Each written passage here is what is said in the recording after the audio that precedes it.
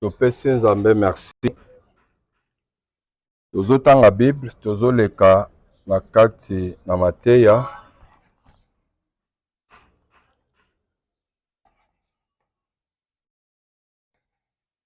Deux Rois chapitre 4, verset 1er. Que dit la parole de Dieu? Nazotanga na kombo na Yesu Christ. Deux Rois chapitre 4, verset 1er.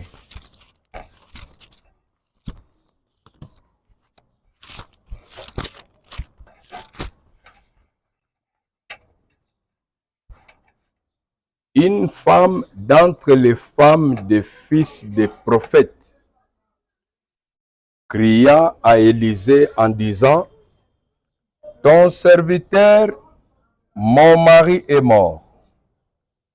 Et tu sais que ton serviteur craignait l'Éternel. Or, le créancier est venu pour prendre mes deux enfants et en faire ses esclaves. Amen. Tofani.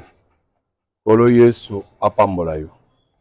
Zamba pambola pe batu nyonso yo bazolanda biso na internet pe bazokomela biso. Tozala grand thème tozolobela il faut que je fasse tandis qu'il est jour. Eza réponse kolo Yesu Kristo nda apesi pa bayekoli. Et sous point tozolobela ezo kamba biso semaine mobimbeza tozolobela sur les liens involontaires. Alors, tolobaki ke ba lien involontaire ou soit les liens héréditaires, eza ba lien oyo ezo kota na vie ya bato involontairement, c'est-à-dire ce sont des choses qui viennent de parents au fils. Nde ezo sala ke condamné ba vie ya bato involontairement. C'est-à-dire olingo lingate lokolo zobima na origine songolo, lokolo zobima na famille songolo, automatiquement famille obotameli, origine obimeli, ça vous condamne. Ils ont condamné bino automatiquement. Ils ont sala que vina bino et hérité makamunyo sezana kata makila ya ba parents ou soit les ancêtres. Ndeto komi na isika wapi otozolobela sur les liens involontaires. De toucher place depuis dimanche, tolobeli likambo etali ba dette spirituelle. Bazoloba que une femme d'entre les femmes des fils des prophètes cria à Élisée, c'est-à-dire mwana mwasi oyo azalaki moko ya basi na kati ya bana basali ya Nzambe. Alors azoya ko crier et pas Élisée après avoir omona makambo nini ezo surprendre ye. Et makambo ezo surprendre ye zanini. Azoya ko crier et pas Élisée pour dire: ton serviteur, mon mari est mort. Le serviteur de qui? Le serviteur par rapport à Élisée prophète et son mari qui était parmi ma groupe et ma fils de prophète, c'est-à-dire pas Élisée, azobima un fils, azobima un serviteur. Et cette femme reconnaissant ça, azoloba, ton serviteur, mon mari, est mort. Et tu sais très bien que ton serviteur craignait l'Éternel. Papa Élisée yo moko yebi très bien que mobali nango azaki mosali na yo abandai ko banga Nzambe. C'est-à-dire ko banga Nzambe batu mususu même mwasi na ye ayebi ke mobali nanga banga Nzambe. Même bana bayebi que nous notre père craint l'Éternel. Ezalaka pe moko ya signe na kati na foi na ndako oyo esalaka ke bana misusu ba imiter ondima ba parents. que papa na biso a confiance na makambo nzambe, papa na biso abangaka nzambe. Mais eza na bato okoki kokuta ye azolobaki azosambela, mais même mwasi na ye to mpe mobali na ye ayebi ke mutu na nga azalaka lokuta abangaka mpena nzambe te. Deux fois mpe ayebisaka yo mpena obangaka nzambe te. Ayebi yango ke mutu na nga abangaka mpena nzambe te. E bana mpe bakoki koyeba ke papa na biso etamboli na ye eza ya mutu abangaka nzambe te. Mama na biso façon azosala makambo eza lolenge ya mutu oyo mpe abangaka nzambe te. Na matongi ozokuta ye aza, na kofinga azali, na kocreye ba problème azali, et dans tout ça ozokuta ke aza parent et bana musu bazoyeba déjà makambo nzambe bazo trouver que comment ya bango mobotsa koki kozala na comportement boye par rapport ya nzambe.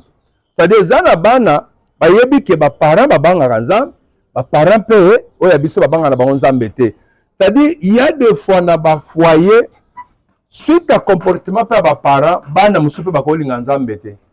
Bana musu pe bakokanga bana nzambe te. Po déjà ba parent bazo léguer bango, bazo tikela bango makila moko ya bato basambelaka te. Bango pe basambela ndenge. Mais cette femme a témoigné que, prophète Élisée, tu le sais très bien que mon mari craignait l'Éternel. Or, tala makambo ezokomela ngai.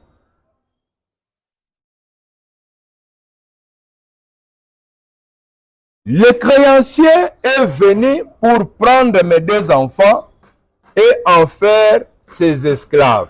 Mon mari qui craignait l'Éternel. Mais tala mubali wa kufi mukolo nyongo. Quand on dit mukolo nyongo le créancier, automatiquement ça veut dire que papa nde mutazoki nyongo wana. Parce que mukolo nyongo aye. Donc mukolo makambo wana aye pour réclamer nyongo asala na bana na ye ba esclave. Or, s'il faut tolobela likambo nyongo, ezana mutu moko te bakoko ya kokanga ye basala na ye comme un esclave parce que parent moko azwaki nyongo, azwaki dette moko boy. Ali basala na bino ba esclave. Non, ça ne peut jamais se faire. Mais bazo déclarer ba mwasi mukolo nyongo aye ko sala nini? Aye po kanga bana na ngasa na bango ba esclave. Nde loko lekel siko mamoy. Ne sali que akima na l'état te kwa ke no kofunda que botala baninga kanga bana na ngai baninga basana bango ba esclave aki ofunda na la police te ni na l'état mazoki me pa nganga nzambe pour dire que ayebo pesa rapport et pas nzambe que tala situation ezolinga komela ngai bana nango baninga condamner bango na mukolo nyongo po azana droit mobali na nga zoki banyongo ne sali ke baya kokanga siko bana oyo babotami na makela na ye po basala na bango ba esclave. Et lokola kimeli epa na nzamba kimeli na l'état te aye kolela nde siko tozolinga to comprendre. Oh, soki nyongo ko kende kofunda me pa l'état na la police bako saisir eloko ba bien songolo mais jamais bakozwa mutu basala ne un esclave. Non non, bako funda na basigné mukanda babandi kofuta progressivement malem et non kozwa kokanga bana basala na bango ba esclave. Mais maintenant ici il faut qu'on comprendre tozolobela sur les liens involontaires. Ba lien oyo bato baza ko hériter à partir ya famille po botami na famille eza inévitable. Lokolo bimeli na famille wana moyen évitango eza te automatiquement makambo na bango nyonso ezosala nini ekiti pe likolo na yo. C'est ça ce qu'on dit maintenant, la dette spirituelle. C'est-à-dire, la femme a crié à Élisée pour dire que mon mari est mort. Mais tala mukolo nyongo, le créancier aye, kwa kangasko bana sa na bango esclave. Bano baza bana nani, ya papa akufi. Ya fils de prophète autokufa. C'est pour dire quoi? Papa craignait Dieu de son vivant, atamboli na nzambe, abangi nzambe, mais malgré atamboli na nzambe, abangi nzambe, mais bon sanaki que il a fallu payer ma dette spirituelle au yozolanda batunios. Peut-être ça te paraît un peu étrange koloba ba dette spirituelle, oui. Azobanga nzambe, aza mosala nzambe, mais avec des dettes spirituelles. Et bon, ça, je vais réclamer sikoyo que mokolo nyongo aye kokanga. Mokolo nyongo eza nini? Mokolo nyongo eza ba lien de famille oyo tobimi nango. Eza na bato babimi na ba famille ozokuta baza lié na makambo ebele. Amiso okuti bango makambo nyonso etali ya vie sociale. Makambo nyonso côté finance. Baza lié complètement. Bango baza ba esclave bakoko dominete. Bakoko zoate bakoko kene liboso te. Eza na bato baza problématique baza lié le quoi ba rekabit. C'est-à-dire bango bakoko posséder biloko te. Bango bakoko somba pe biloko na mokilité. Ndenge bato bazo somba mapango, bazo somba pe ba voiture, bazo kabela pe ba misu ba mituka. Bango bakoko zwango te, bakoko posséder ngo te, bakoko simba ngo te. Pourquoi? Parce que banyongo eza kati na bango, ezo condamner bango pe ezo ko interdire bango ke bakoko simba biloko na mokilité. Ndo kutaka batabongo abandolinga na vie ameka kobonga o akomi directeur azo kufa avant l'âge. Pourquoi? Parce que deto eza kati na bango eza ke bato bakoko kobonga te, bato bakoko simba mbongo te. Eza na ba famille mususu bato bakoko fana na mabala te, bato bakoko bala libala ya solo te ke bapeseli yo mbongo libala. S'il faut ko bala eza ka mabala yaka to fanda o bapesi mbongo te. C'est-à-dire ce sont des dettes spirituelles oyo bato ba hérité ngo na makila ya ba parents ya ba ancêtre ya ba tribu ba origine nyonso oyo bango basai nini ba uteli. Eza na bato mususu baza na ba dette spirituelle po abotami na origine songolo, bango baza na ba esprit mobimba oyo ezolanda bango a partir ya makila na bango po ekondanaka bango po edétruisaka bango. C'est-à-dire les dettes spirituelles oyo papa atiki eza nini? Ce sont des liens de famille oyo ezo réclamer biso na ba moyen nango nyonso. Ba misusu ozokuta baza na ba dette spirituelle eza nini? Ils sont toujours malades. Il y a des maladies de famille o bato nyonso fo babelango. Ozokuta bana mususu bazobotama na ba problème ya miso. Okuti ba mususu bazobotama na santé babotama ba AS, babotama ba SS, bazobotama na ba malade. C'est-à-dire ozokuta à cause ya origine oyo papa na maman makila na bango ezobimisa mwana SS. Mais bimisi mwana SS pourquoi? Po bakutani batumi baloyo origine na bango makila na bango esali ke mwana abotama SS. C'est-à-dire il y a des dettes spirituelles banyongo ya molimo oyo to pezaka nango oyo bato bazotambola nango bato musu ba voyager nango na vie ba musu bazaki fo bakufa avant l'âge. Il suffit akoma mukonzi akomi na grade oyo esengaki bango basimba te azokufa azotika mokili. Il suffit asomba lopango, il suffit bana kozwaka ba promotion na musala ba voyage kaka ndenge banosala ba commerce minene bazo liquider azokufa. Pourquoi? Po na kati na bango baza na ba dette oyo ezolanda bango ke bakufaka soki balingi bana kobonga, bakufaka soki babali babotaka te. Soko lobo bala ya solo okobota te. Lobo mibotela na tango nano bana kosala mobulu nano babali yote okoko bota facilement. Mais muto ba yeko pesele pena mbongo ba honorer muto na zokota ndako libala po bota tout un problème. Pourquoi? Ba dette spirituelle, ba nyongo ya molimo sans que batu ba comprendre. Ne mwansoyo tanga kuti le créancier mukolo nyongo ezanini ba dette eza ya famille, ba lien ya famille oyo elandaka biso ezo réclamer biso ezo déclarer ezo réclamer ezo luka esala mosala nango ndenge esengeli. Ntango eyaka koréclamer lokola biso tobimeli na bafamille tobimeli na baorigine songolo na batribu songolo badete wana bakolo niongo eza makila famille oyo toza nango eza makambo nyonso esesalama na kati ya famille. Pouvoir nyonso ese pesa na kati ya makila bato nde eyaka koréclamer biso. S'il faut makambo ebebela yo ata oza na mboka nini makambo ezobebela yo. Nde mwaso siko tanga moni bayoko kanga bana ne mibale basala bango ba esclave azoloba très bien. Le créancier mukolo nyongo ndasali nini aye kokanga bana sana bango ba boumbu akomisa bango ba esclave. C'est-à-dire soki ba dette spirituelle eza kati na biso eke to traiter yango te biso to traiter yango te lelo bano bazobotama na ba même dette spirituelle bamata bakita bakofuta yango.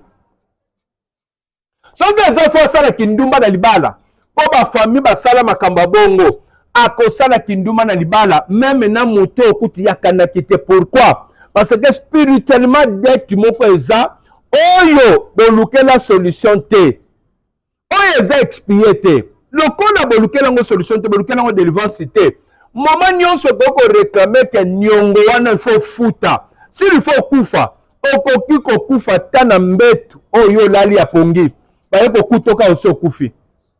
C'est pourquoi l'autre fois napesi exemple ya koloba nani asa mona ndoto azokutana ndoto bafini azolinga pema azolinga ganga vo ezobima te azolinga bele le nom de Jésus vo ezobima te opération esalami wana ka nde bafini wana soki mpe balobi bakontinue kofina yo soki nzambe asala intervention te kaka nde bafini ozoka mpe mekei baesprit bayaka mpe koboma mutuka ya bongo bakoetrande obongo awumeli kaka dele mpe ekokaka te ekoki okati mpe motema na pete nyonso barekupere ame na yo bake nango bazwi esprit ya mutu bake nango ndenge mpe esalemaka. C'est-à-dire eloko amoni na ndoto wana ozoluka opema pema ezolinga okende ekosali je bitumba wana bolongi yango te soki lobi ekesalake lobi earive ke okoki kokufa mpe kaka bongo okokuta mpe meme ata na mbetu nde bokutaka alalaki alamuki te malali alamuki te biso tolamuki. Pourquoi? Po basilisi situation na ye kaka na mbetu ndenge alalaki nde situation esili. Alors moi je azalaki surpris ya koloba ke oh oye kosenga niongo ya nakufeli mobali yo ye niongo na yo eza fo kanga bana na ngai bi oui okanga bana na yo bakoma ba esclave na nga. Ah c'est que même moi soya bandai ko ignorer ke mobali na ye azana ba niongo spirituel malgré ça la kanzam parce que azokumisa mobali na ngaza musala nzam mon mari craignait l'Éternel yo moko ye bien au prophète Élisée mais gars lobi ba éloge nyonso na kumisi mais elle était surprise ya kokuta ke mobali abanga nzamba kufi azotika banyongo oyo ayebi te me banyongo wana fo bakanga bana nde bakende ba esclave. Pourquoi? Parce que bano baza makila ya papa oyo c'est-à-dire banyongo nyonso spirituel papa akufa te afuta te bana na biso nde bafutaka yango nde lekeli mama oyo ebele ezolekela bango bakuti na vie bareusir te bakuti makambo esimbi te bakuti ameki me nzela eza te bazokuta nzela te. Pourquoi? eza lokola femme oyo akuti ke baya kokanga bana bakoma ayebaki te ke mobali oyo malgré aza mosala nzambe aza na banyongo me bato ebele bazosambela lelo baza na église me baza na badete spirituelle ya famille oyo délivrance ekota te mokokuta bato wana balingi kosambela te balingi koluka délivrance te me mpo na ye na monoko aza na mposa ke nzambe ya kosunga ngai nzambe ya kosalisa ngai nzambe asalisaka moto oyo aza ya ye mpe moto oyo azoluka ye nalobi nzambe asalisaka moto oyo aza ya ye mpe moto oyo azoluka ye soki moto aluki ye te soki moto akipe ye te soki moto abandone ye nzambe mpe abandonaka me soki moto atelemi mpo na koluka nzambe mpo na komipesa kobanda okangama na nzambe nde moma nzambe mpe kaka telema mpo asala nini abundela motu na kati na vi na ye ebele baza na église me ayebi te ya de dette spirituelle oyo ezopeze na makila na ye kaka ndenge azomona vi ya baparent na ye ndenge ezali pasi ndenge ye mpe lobi image na ye eza ya pasi mais ça le savoir olo soki sazwa lokumu ndenge azomona situation bandeko na ye ezosimba te na famille mutu moko akozala stable te ndenge yo mpe okozala lobi stable te. Pourquoi? Parce que oza na makila na bango oza na meme dette lokola bango bakoki kobonga te yo mpe okobonga te nde omoni batribu mosusu bango mpo na bango mosala na bango bazala baboyi badomestique bazotrouve yango normal mais kozala na bango na condition oyo bazala kaka ba domestique bazala ba boy ozokuta tribu mobimba balinga kaka musala wana est-ce que zapo balinga ngo to eza nyongo eza kati na bango ya bawumbu bazala ba esclave nde fo bandimaka ba misala bongo et tant que mutoyo alingi kofuta nyongo te c'est-à-dire alingi koluka délivrance te abobota bana na ye pe akotambola na bango kaka na musala oyo nde ake mwa kopo awa azuli su kopo moko emonani abengi mwana na ye atindi mpe na kopo wana ozokuta bango nyonso kaka meme musala eske nzambe ndenge atinda bato nzambe asalaki bato nyonso kaka fo bazala basoda eske nzambe asalaki bato nyonso kaka fo bazala basoda non nzambe asala makambo bongo te eza na oyo kozala soda eza na oyo kozala docteur eza na oyo kozala musicien eza na oyo kozala pasteur eza selon étoile ya motu ndenge nzambe atindaka c'est pour dire que bato nyonso nzambe apesi bango étoile moko te bato nyonso mpe bakozala ndenge moko te mais ozokuta baniongo oyo tokuti na bafamille na biso oyo baparent na biso batraita te bafuta te biso mpe toherite yango mpe ekomi kopese likolo na biso tomata tokita oyo biso toyotika lelo totraite te bana na biso bakosibira yango bana na biso mpe bakoya kofuta yango kaka bamata bakita bakokuta makambo ezoreklame bango bakokuta ke makambo ezoganga na vi na bango oyo azokomprendre ata te milinga azoyeba te makambo ezokomplike pourquoi makambo ezosimba te pourquoi makambo ezokende liboso te pourquoi parce que eza na badete spirituelle oyo eza koéchappe bino oyo mpe échappaki moso azoganga mon mari est mort il craignait Dieu mais tel est le créancier mokolo niongo ayo kokanga bana na ngai c'est-à-dire makambo nyonso eza na makila baboti bana bazokende kokuta ekangi vi na bango nazopesa exemple mpo tosilisa mpo toza na courant te abraham nzambe azozwa ye na 75 ans abraham nzambe azwi ye na 75 ans aye na ye ti akomisi ye na kana babandi masolo na nzambe babandi kotambola na nzambe mais abraham oyo azobima na famille abimi abota te ye na sara ekara combien ekara ya 10 ans c'est-à-dire ye 75 ans sara 65 ans mais batamboli baobotaka te mwana liboso oyo abraham azobota ismael abraham azobota mwana na age nini 86 ans abraham aboti na 86 ans soki otali po abota ezalaki toujours problème mwana ne mibale isaac azobota ye na 100 ans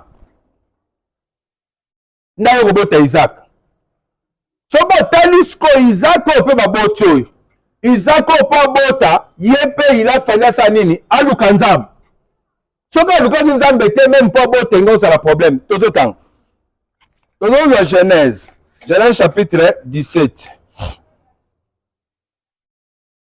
genèse 17 verset 15 tazokita genèse 17 verset 15 totanga mwa bahistoire mpo mona ke soki badete spirituelle ezali eke totraite yango te ndenge tozosambela boye bana na biso bakoya bakokuta mpe yango tolanda papa abraham tata liboso akondima Dieu dit à Abraham verset 15 tozokita tu ne donneras plus à Sarai ta femme le nom de Sarai mais son nom sera Sarah je la bénirai et je te donnerai d'elle un fils je la bénirai et elle deviendra des nations, des rois, des peuples sortiront d'elle. C'est-à-dire, mwana akobotama ya mobali wana akokoma peuple munene bakonzi bakobime pa na ye. Abraham tomba sur sa face, il rit et dit à son cœur, naîtrait-il un fils à un homme de 100 ans et Sarah âgée de 90 ans enfantera-t-elle? Et Abraham dit à Dieu, oh, qu'Ismaël vive devant ta face. Dieu dit, certainement Sarah, ta femme, t'enfantera un fils et tu l'appelleras du nom d'Isaac. J'établirai mon alliance avec lui comme une alliance perpétuelle pour sa postérité après lui. à l'égard d'Ismaël, je t'ai exaucé, voici je le bénirai, je le rendrai fécond et je le multiplierai à l'infini. Il engendrera 12 princes et je ferai de lui une grande nation. J'établirai mon alliance avec Isaac, que Sarah t'enfantera à cette époque-ci de l'année prochaine. Soko tali kaka, à partir du verset 19-21. S'il faut que parler même pour la religion, alléluia. Ozokuta, Ismaël, Oyo, abotamaki liboso pa Abraham na Agar l'égyptienne, Zambe azo bengana mwana wana, na mazolo bake, ya kopesa ye kaka mbongo. Kuna yake ya akobota ba 12 princes, ba ozana mbongo. C'est ça les Arabes, alléluia. C'est ça l'histoire des Arabes. Ils sortent tous de qui? De Ismaël. Amen. Tandis que pour Isaac, Zamba Zoloba, chasse Ismaël à Longwa. Donc ça, on a une alliance à Makambo spiritualité. Mais on repère ça bango pour Esunga quand même bango. Mais pour Isaac, Zamba Zoloba, c'est avec Isaac que je ferai quoi? J'établirai mon alliance avec Isaac, que Sarah t'enfantera à cette époque-ci de l'année prochaine. C'est-à-dire, Nzamba a confirmé que l'alliance spirituelle ya Bonzambe et Zananani na Isaac. C'est-à-dire, à partir de ce fondement ici, tu peux enseigner un musulman. Alléluia. Je veux que vous puissiez comprendre. C'est-à-dire, avec ces bases ici, de ce verset ici, tu peux enseigner un musulman. Maintenant, pour bien comprendre, Dieu dit, chasse ce petit ici. Là-bas, il va, de sa postérité, il aura 12 princes. Bazana Mbongo, Ndomoni Bazana pétrole, c'est Dieu. Dieu qui avait mis ça à partir, il y a Ismaël, Nde Salami Bongo. Mais Azolo ba pon alliance spirituelle, il y a Makamba Bonzambe, bisiko ozobeta solo que Jésus-Christ est né tout consort. Azobi na kosala ngona nani na Isaac oya kobota na Sarah. Tandis que Ismaël a botami na nani? Na Agar. Je ne sais pas si vous comprenez. Ismaël a botami na Agar et Isaac a botami pa nani et pas Sarah. Ce qu'on a quatre alliances spirituelles il y a Bonzambe, Nzamba lobi c'est avec Ismaël. Essayons maintenant de comprendre.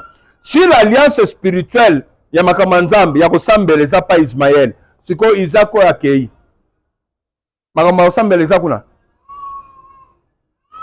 Pardon? Est-ce qu'il y a la prière là-bas? Parce que Dieu a dit, hey, je vais lui donner de l'argent pour qu'il puisse vivre. Il aura 12 princes. Mais pour ce qui concerne la spiritualité, je fais mon alliance avec Isaac que Sarah va te donner. C'est clair.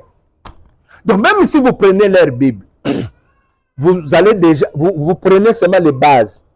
Est-ce que vous reconnaissez Ismaël? Oh oui, il fut qui? Oh l'enfant d'Abraham. Alors Isaac, oh l'enfant aussi d'Abraham. Mais qu'est-ce que Dieu avait dit de ces deux enfants? C'est pour dire quoi? Tellement que ce sont des choses spirituelles que les gens ne pouvaient pas accepter, que c'est vrai. Dieu a tout fait de matérialiser ça. C'est pourquoi vous voyez Israël le physique et les Palestiniens. C'est clair? On dit guerre ezakuna. Et si la gâte ti mukili comme na suka. Parce que Nzambe mutachieza la bon. Pourquoi? Parce que les 12 princes là, il faut bango ba bundisaka Israël pour Nzambe physiquement boyer. Atalisaka na monde entier qu'il est le Dieu il y a Israël. C'est-à-dire physiquement, à spirituellement, mais physiquement, il y a un peuple où Nzamba se manifeste à Nini, na Bonzambe. C'est ce que Dieu a fait. Parce que c'est difficile que Batouman Nimaka Nzambe. C'est pourquoi Nzamba a matérialisé en gros qu'il faut avoir un peuple physiquement, où que ça la que monde entier que vous ne pouvez jamais toucher à ce peuple. Parce que Nzambe, c'est pour Mekin Nzamba Betibino. C'est pourquoi vous voyez. Tout ce qui se passe là-bas, même les grandes puissances, Moutaotcha le Boko, Azate, vous voyez comment ils frappent Gaza là-bas.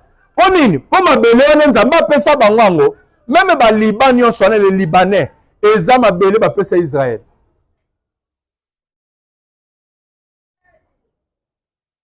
akobeta bongo ndenge azobeta bango moto apekisa mpe aza te soki batunika Donald Trump oui il faut bapalestinien balongwa wana Gaza fo ezala vide tokotonga yango sika bokotonga yango sika nayi moto azala na pouvoir likolo wana Israël. Je ne sais pas si vous comprenez. Dans ce continent, je parle de liens involontaires. Qui dit lien involontaire, autrement on peut dire quoi? Pardon? Je n'ai pas compris. Si on ne dit pas lien involontaire, on dit lien héréditaire. C'est-à-dire, c'est quelque chose qui nous lie à partir du sang. C'est-à-dire, ça vient de parents aux fils, aux enfants. Vouloir ou pas, comme vous êtes des Kassaï, le sang de Kassaïen pèse sur vous. Comme vous êtes des Katanga, le sang de Katanga fait quoi? Ça pèse sur vous. Si vous êtes Mukongo, si vous êtes équatorien, le sang des Équatoriens, ça pèse sur vous. C'est par là que vous trouvez le caractère, le comportement des gens. C'est leur tribu. Ils sont toujours comme ça. C'est à cause du sang. Maintenant, si vous portez ce genre de sang-là, si vous avez ça, vous portez ça, le fardeau-là en vous, vouloir ou pas, à tout moment que ça va vous réclamer, s'il faut mourir, vous allez mourir.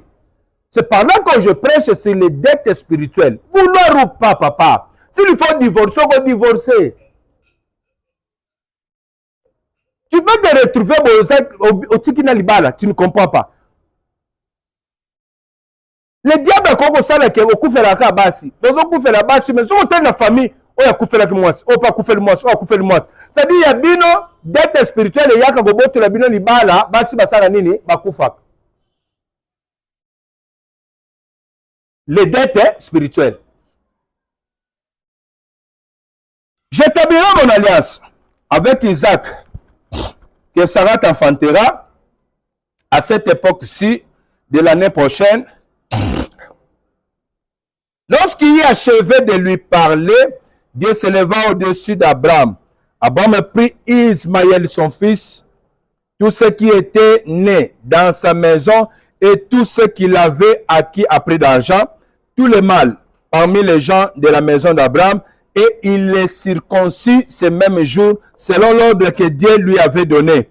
Abraham était âgé de 99 ans lorsqu'il fut circoncis. 99 ans. Hein? Lorsqu'il fut circoncis.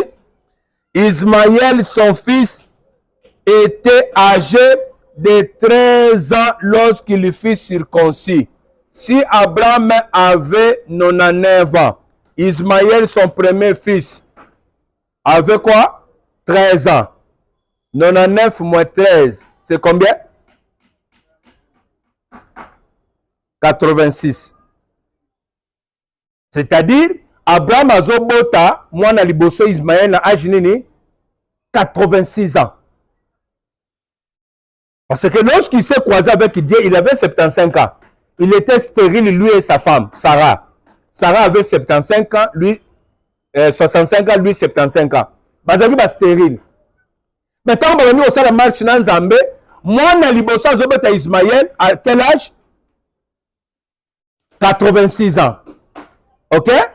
À 99 ans, Nzambe aye kosala ke aluka azala circoncis. Amen.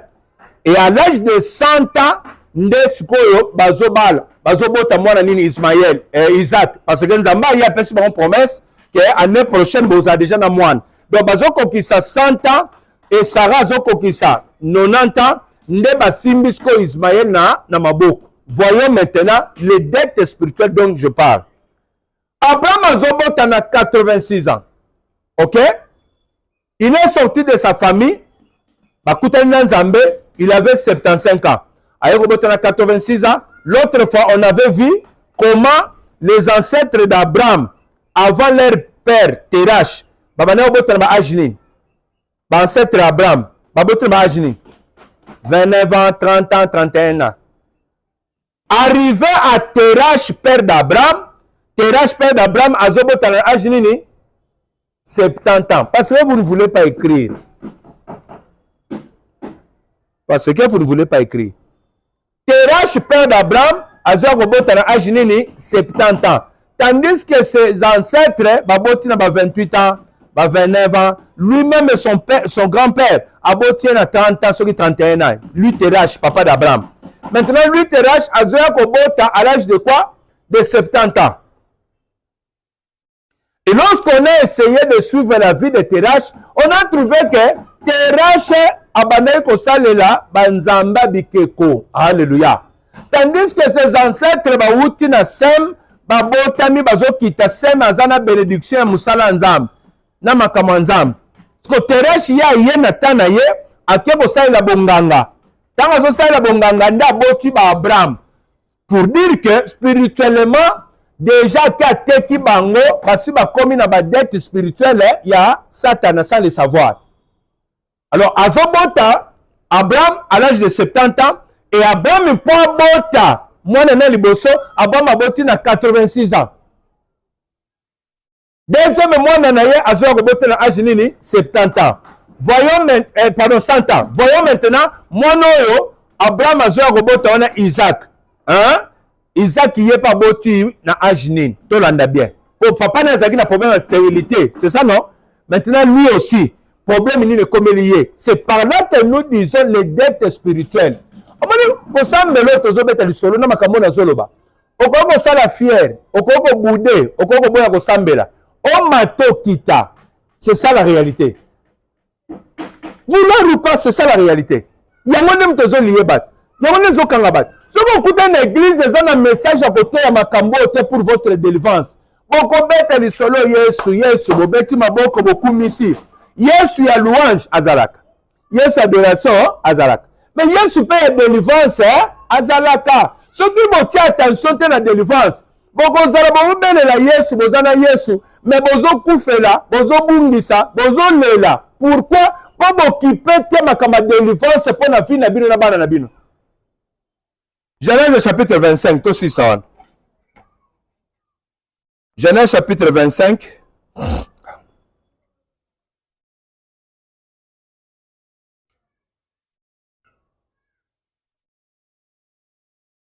Verset 19 à 26, Nazokita. Voici la postérité d'Isaac, fils d'Abraham. Abraham engendra Isaac. Isaac était âgé de 40 ans quand il prit pour femme Rebecca, fille de Bethuel l'Aramaïen, de Padam Aram, et sœur de Laban l'Aramaïenne. Abraham engendra Isaac. Isaac, âgé de 40 ans, né à Balinani, Rebecca. Ok? Isaac a Balina Ajnin, 40 ans. Ce que tu as âgé, pas boté les âgés, nin. Per réaction, nin l'équipe à bota. Isaac implora l'Éternel, verset 21. Isaac implora l'Éternel pour sa femme, car elle était stérile. Amen. Abraham, son père, et sa maman, Sarah, bazaki na problème nini ya robota, oui ou non? Leur maman était aussi stérile. C'est ça, non? Maintenant, Isaac qui pas bani Rebecca. Rebecca oyo abimeli et pas ndeko ya Abraham. C'est clair, hein? Abimeli pas ndeko Abraham. Ndeko Abraham nde mutu aboti Bethuel. Bethuel ayo kobota ba Rebecca na Laban. Amen. Maintenant, ndeko Abraham bazama kila moko na Abraham. Et ça dit qu'aboti pe Rebecca. Rebecca na yoko koma pe mwana ya Abraham. Mwasi ya ayo koma mwasi ya mwana ya Abraham. Bango nyonso baka famille pona seri wana mabale bana ko sale mabongo. Alléluia. Mais il est arrivé à Bali à l'âge de 40 ans. Ah, peut-être tam sokoloba bongo lelo. Aujourd'hui ça ne se fait plus. Amen. Aujourd'hui ça ne se fait plus. Toko bala na bande côté. Soko kuti likamba bongo linge salema, on appelle ça inceste. Pourquoi? Parce que il y a eu remaniement, c'est-à-dire si ba changer qui constitution, Nzambe a changé constitution pour l'hôtel sake, bobala na nsuna bande côté, c'est clair. Donc le koko salamate, ba tribunio so basaka makamba bongo ko salamate. Va d'abord chasser le chat qui est là devant mon bureau là. Alléluia. Alléluia. Donc aujourd'hui, au Kobala Ndekonote, tu ne peux pas coucher avec ta soeur. Tu ne peux pas faire ça. Tu ne peux pas coucher avec ton frère. Tu ne peux pas coucher avec l'enfant de la femme de ton père. Tu ne peux pas coucher avec la femme de ton frère. La femme de gloire. Paul ne peut pas coucher avec elle. Pourquoi? Vous êtes déjà parents avec cette femme-là parce qu'elle est la femme de qui? De gloire. Hein? Tu ne peux jamais... Écoutez très bien. Papa Nabino, azoba la maman moko boy. Mama wana ayena mwana na ye. Na libala. Mama wana ayena mwana na libala. Bino bana ya papa oyo. Mwana wana komi ndeko na bino bokoyo ko coucher na ye te bokoyo sala ba jeter.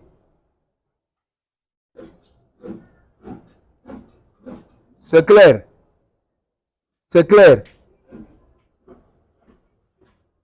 Grand frère Nabino abali na famille Songolo. Ndeko Nabino abali na famille Songolo. Yo koki kokende su ko bala na famille wana te po bosi bokomi bandeko. Hein? Hein? Ndeko na yo aboyi fille oyo, jeune fille oyo. Yo koki kolinga ye te po bando bima na ye po azalaki deja na ndeko na yo babimaki na ye. Tokati mateya wana to continuer lobby. Telema likolo on va prier.